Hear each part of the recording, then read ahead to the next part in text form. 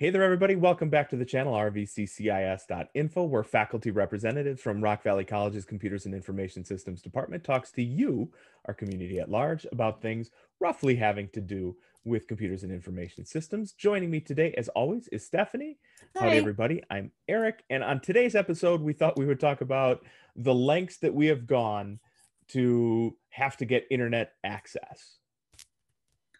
Yeah, mine are older stories because I feel like my internet access has gotten better over the years. But Actually, we just struggled with internet this year as like right before the semester changed over, we had like a full month worth of complete garbage internet connections, and it was a huge nightmare to deal with. you So, know, I do have to say, I think it was Mother's Day. I had two papers due, and I decided I was gonna spend time with family a little bit, and then I got home and got my papers going, and I think it was like 10 o'clock at night.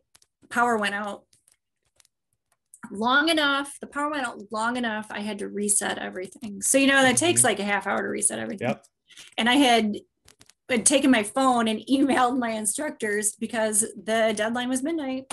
yep. And so I was not desperate enough at that point. I thought, you know what, I'm going to email them. If they take my assignment, they take it. But the power came back on and the internet came back on, and I was only 45 minutes, like 12:45. So luckily they took the assignment and Yeah, it was yeah. fine. But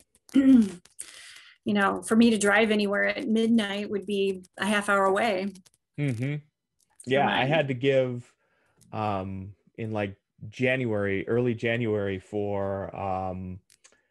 uh for student services. I think it was like a Microsoft Word or like a what do you need to get online or something. Um, and I was scheduled to be the speaker for whatever the Zoom was, and we had no internet. It was just there was nothing here. So I had my phone like in the very corner of the house because we don't get any cell phone signal here either. It's one of Oh, the geez. drawbacks of paying for Sprint is you don't pay for or you don't get much even though you're not paying a lot. So I had the Bluetooth headphones on. I had my phone like in the uppermost window I could find, and I was like, "Look, I got to do it without." I had to call in. It was a huge pain Mhm. in the butt, but evidently it worked. So, um, That's good. internet is not guaranteed. No, I remember years ago when I was going to get, well, for my master's, and I thought, oh, I can do this without getting internet service, and I can just use the Verizon, what do they call it, MiFi or whatever that was. Hmm And no, I couldn't. I ended up buying decent internet at the time because it just was too awful, and I'd have to run to my mom's, who's a half hour away, to use her internet and Yep. turn in everything. I'm like, nah, I'm not doing this anymore. Yeah. Well, that's what I was starting to say before was it was the last weekend of my master's program 100 years ago, so there was no iPhones. We didn't have, 3G everything. 3G, right? Because that's wow, astoundingly fast internet. And I had an instructor who you had to it had to be there by 5 a.m. Because that's when he would read our papers on the treadmill. And so it was the very last weekend of capstone classes. So it was this huge paper, and our internet had gone out like 2 days before. And for whatever reason, it wasn't working, wasn't working, wasn't working.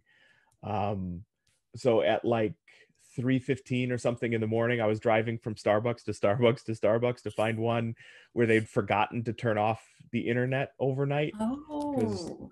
you know, in the early days, that stuff was expensive to run. So they would turn them Mhm. off instead of, whatever. Yeah, leave it And I on. finally found it was like 4:52 or something. I was starting to like sweat buckets. It's like, this is not what I need. And I had driven from one side of town to the other in all of the Starbucks and all of like the Borders bookstores I knew.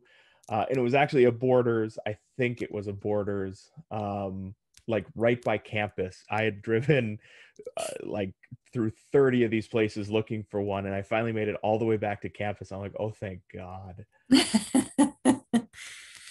uh, I know we don't really have to worry about that so much anymore. It's pretty reliable. Yeah, but I will say, like, I really think there's the locations that are haves for internet, and then there's have-nots for internet. That's true. Because I know in working with our students, there's a lot of times where they're like, hey, we've been stuck with like 54K download speeds for Yeah. 2 weeks. And, the I don't know why I believe students, but I do. I believe you lying sacks of vipers most of the time. And so it seems like, and having worked at a place where we were right across the street from good internet, and they were like, no, we do not come, south of this line. It's like we are literally Oh, across the street, and we were still getting, in uh the broadband internet era here we think we have in whatever America, I guess. mhm. We were getting, you could generously call them DSL speeds for a business. We were getting like 1 to 5 megabits down. It's like, this sucks. And, we were splitting it between 80 or 100 employees any day. So it was challenging. Yeah, I mean, honestly, I think, we believe students because if they're like, hey, I can make it and do, if you give us a, my internet at home is terrible and it's a Sunday night, I can't get anywhere, but I can get to like the library or the school tomorrow to upload, then it's like, oh yeah, Yeah. that's no big deal, Yeah. And because we've all been there. Yeah. I've been there.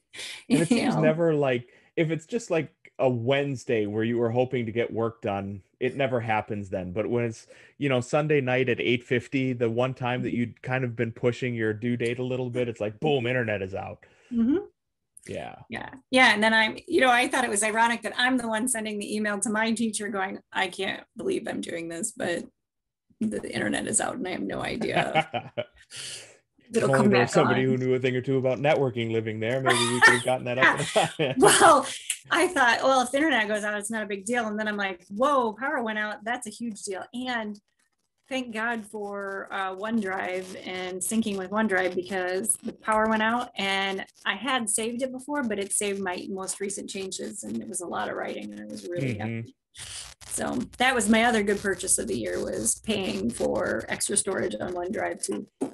Yeah, I've never ever regretted spending the extra $2 a month for Google Drive anyway, for Google One, because it's like, oh, thank God that's there. Or I can get it, on my iPad or my Mac and not, oh, I've got to find a flash drive.